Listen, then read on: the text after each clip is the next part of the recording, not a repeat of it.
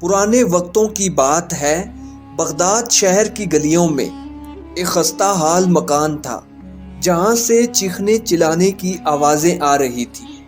ایک عورت بلند آواز میں شکایتیں کر رہی تھی اور اس کے بچے بھی رو رہے تھے۔ ایسا لگ رہا تھا جیسے ان پر کوئی قیامت ٹوٹ پڑی ہو۔ ان بچوں کا باپ یوسف سر جھکائے اپنی بیوی کے غصے کو برداشت کر رہا تھا۔ یہ بہت پرانی بات ہے جب بغداد میں ایک وبائی مرض پھیل گیا تھا۔ اس مرض میں کئی لوگ مبتلا ہو گئے تھے اور یوسف بھی بیمار ہو کر لاچار ہو چکا تھا۔ اس کی بیوی بچوں نے کچھ دن فاقے برداشت کیے، لیکن اب ان کے صبر کا پیمانہ لبریز ہو چکا تھا۔ یوسف نے اپنے بچوں کو روتا دیکھ کر باورچی خانے میں جا کر کچھ کھانے کی تلاش کی، مگر ہر برتن خالی تھا۔ اس کی بیوی نے غصے میں کہا، کچھ روزگار کا سوچو، یوں گھر میں بیٹھے رہنے سے تو ہمارے بچے بھوک سے مر جائیں گے۔ یوسف بولا، میں نے کبھی کوتاہی نہیں کی، مگر بیماری نے مجھے کہیں کا نہیں چھوڑا۔ اب میں کام کے قابل نہیں ہوں، یہ بات تم بھی اچھی طرح جانتی ہو۔ وہ بہت پریشان تھا۔ آخر کار اس نے گھر میں کچھ تلاش کرنا شروع کیا اور ایک لمبی رسی نکال لی۔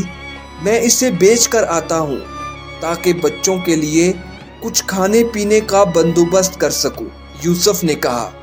اس کی بیوی بولی، آج تو کھا لیں گے، مگر کل کیا ہوگا؟ یوسف نے جواب دیا، کل کا مالک اللہ ہے۔ اس نے رسی اٹھائی اور اللہ پر بھروسہ کر کے گھر سے نکل گیا۔ یوسف نے بازار میں جا کر آواز لگائی۔ کافی دیر بعد ایک گاہک آیا۔ اس نے رسی دیکھ کر کہا، میں اسے 1 دینار میں خرید سکتا ہوں۔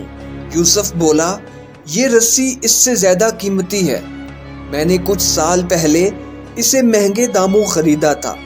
گاہک بولا، یہی مناسب قیمت ہے، اگر بیچنی ہے تو لو، ورنہ کسی اور کو دے دو۔ یوسف لاچار تھا۔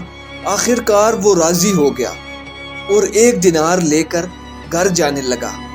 راستے میں اس نے دیکھا کہ ایک نوجوان ایک بوڑھے کا گلا پکڑے کھینچ رہا ہے۔ یوسف نے پوچھا، یہ تمہارے باپ کی جگہ ہے، اس کے ساتھ ایسا سلوک کیوں کر رہے ہو؟ بوڑھے نے کہا، یہ مجھے صرف 1 درہم کے قرض کی وجہ سے قاضی کے پاس لے جا رہا ہے تاکہ مجھے قید میں ڈلوائے۔ یوسف نے سوچا، یہ بوڑھا مجھ سے زیادہ مجبور ہے، اگر یہ قید ہو گیا تو اس کے بیوی بچوں کا کیا ہوگا؟ اس نے اپنی جیب سے وہی 1 دینار نکالا اور نوجوان کے ہاتھ میں رکھ کر کہا، یہ لو اپنی رقم اور اس بوڑھے کو چھوڑ دو۔ بوڑھے نے ہاتھ اٹھا کر دعا دی، اللہ تجھے اس کا 100 گنا زیادہ دے۔ یوسف کے دل کو سکون ملا، مگر وہ جانتا تھا کہ اب وہ پھر خالی ہاتھ گھر جائے گا۔ گھر پہنچ کر اس نے اپنی بیوی کو ساری بات بتائی۔ بیوی غصے میں بولی، تم دوسروں کے لیے اتنے سخی کیوں ہو مگر اپنے بچوں کا خیال نہیں کرتے؟ یوسف نے کہا، وہ بوڑھا ہم سے زیادہ مجبور تھا اور اللہ پر بھروسہ رکھو، وہ کوئی نہ کوئی راستہ نکالے گا۔ اس نے گھر میں کچھ اور تلاش کیا۔ ایک پرانا بستر نظر آیا جو بچوں کے لیے بچھایا جاتا تھا۔ اس نے بیوی سے کہا، یہ بستر بیچ دیتا ہوں تاکہ کچھ کھانے کا بندوبست ہو سکے۔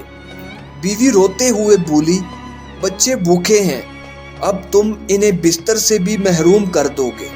مجبوری میں اس نے بستر لپیٹا اور بازار لے گیا۔ لوگ بستر میں نقص نکال کر چلے جاتے، مگر آخر ایک گاہک تیار ہو گیا اور یوسف نے وہ بستر 3 دینار میں بیچ دیا۔ گھر جاتے ہوئے یوسف نے ایک بڑھیا کو روتے ہوئے دیکھا۔ وہ اپنے بیٹے سے کہہ رہی تھی، مجھے حکیم کے پاس لے چلو، مگر بیٹا بولا، میرے پاس پیسے نہیں ہیں، میں کیا کروں؟ یوسف نے 3 دینار اس کے ہاتھ میں رکھ دیے اور کہا، اپنی ماں کا علاج کرواؤ۔ نوجوان کی آنکھوں میں آنسو آ گئے، مگر یوسف نے اسے قدموں میں گرنے سے روک دیا اور کہا، اللہ کے لیے یہ کام کر رہا ہوں۔ اب وہ پھر خالی ہاتھ ہو چکا تھا۔ جب گھر پہنچا تو بیوی نے پھر کھڑی خوشی سنا دی اور کہا کہ تم ہی نے پوری دنیا کا ٹھیکہ اٹھایا ہوا ہے، پورے شہر کے لیے تم ہی سخی بنے ہو۔ بیوی نے غصے سے کہا، اب کیا کرو گے؟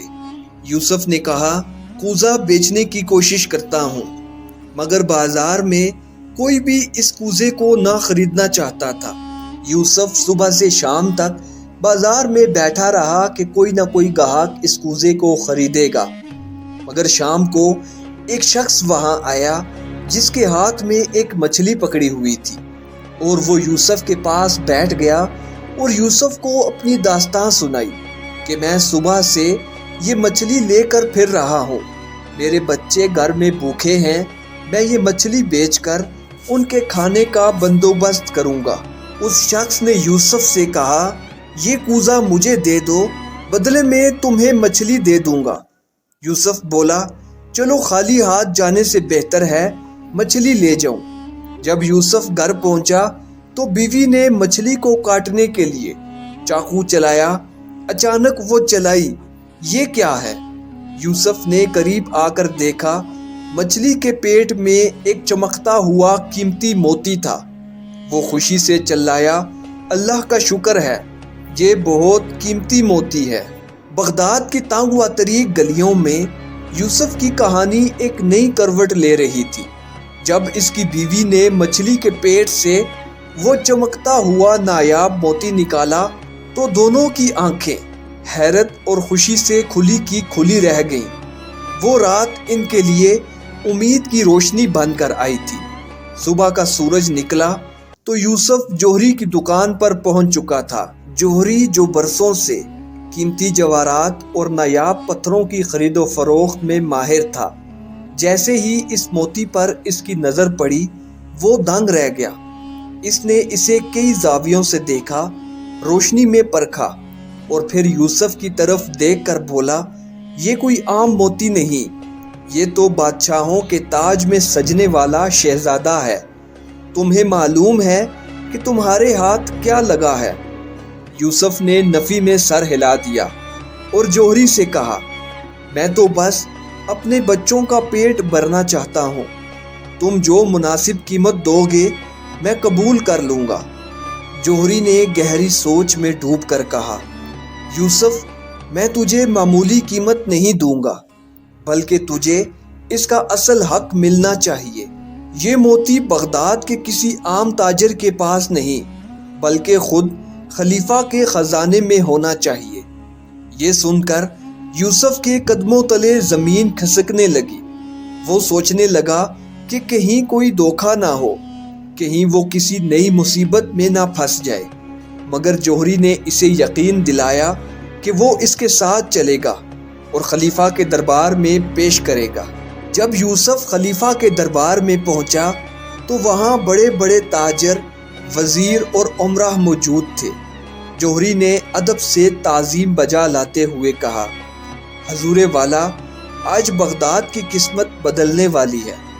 یہ شخص ایک ایسا نایاب موتی لایا ہے جس کی مثال دنیا میں کم ہی ملے گی۔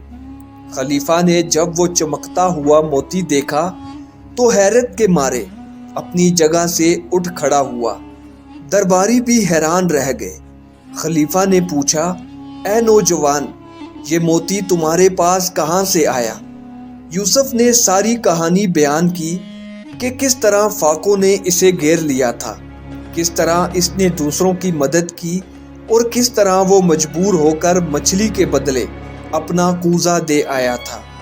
خلیفہ یوسف کی سخاوت اور اس کی ایمانداری سے بے حد متاثر ہوا۔ اس نے نہ صرف یوسف کو سونے اور چاندی سے بھرے تھیلے دینے کا حکم دیا، بلکہ بغداد کے ایک بہترین محل میں اسے رہائش بھی عطا کر دی۔ یوسف کی بیوی جو کل تک اپنے شوہر کو ملامت کر رہی تھی، آج خوشی کے مارے بے ہوش ہونے کو تھی۔ بچے جو کل تک بھوک سے نڈھال تھے، آج کھلونوں اور نعمتوں کے ڈھیر میں کھیل رہے تھے۔ جب رات ہوئی اور یوسف اپنی نئی زندگی کے محل میں بیٹھا تھا تو اس نے آسمان کی طرف دیکھ کر کہا، اے اللہ، میں نے دوسروں کی مدد کی، تو نے میری مدد کر دی۔ میں نے دوسروں کے لیے قربانی دی، تو نے مجھے بے حساب نواز دیا۔ واقعی جو نیکی کرتا ہے وہ کبھی محروم نہیں رہتا۔ یوں یوسف کی کہانی صرف فقر سے امیری تک کا سفر نہیں، بلکہ یہ سبق بھی دیتی ہے کہ سچا دولت مند وہی ہے جو دوسروں کے لیے قربانی دے، کیونکہ نیکی کا بدلہ ہمیشہ بڑھ کر ملتا ہے۔ دوستو، اگر آپ کو یہ کہانی اچھی لگی ہو تو ویڈیو کو لائک کریں، چینل کو سبسکرائب کریں اور ویڈیو کو دوستوں کے ساتھ لازمی شیئر کریں۔ شکریہ۔